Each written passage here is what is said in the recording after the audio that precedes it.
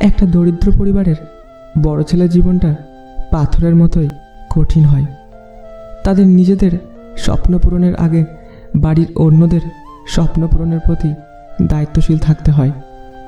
বাড়ির বড় ছেলে মানে যাতে নিজের কষ্ট বলতে শুধুই কীভাবে সংসারের হাল ধরার উপায় পাওয়া যায়।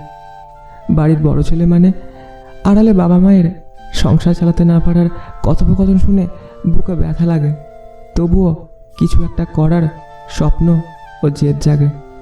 দরিদ্র বাড়ির এই বড় ছেলেগুলো একটা জামা প্যান্ট পরেই কাটিয়ে দিতে পারে, খুব বেশি বিকল্প তাদের লাগে না। ছোট ভাই বোনটাকে নিজের খাবার দিয়ে বলে, তুই খেয়ে নে, আমার খিদে নেই।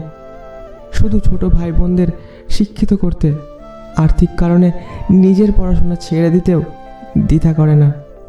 বয়স 18 পেরোতেই গ্রামের কারোর সাথে বাইরে যে কোনো অল্প বেতনের কাজে চলে যায়, যাতে করে বুড়ো বাবা মা আর ভাই বোনটা তো অন্তত খুশিতে থাকতে পারবে।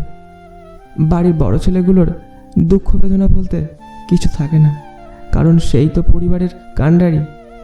আর সেই যদি ভেঙে পড়ে তাহলে তো পরিবারটাই ভেসে যাবে।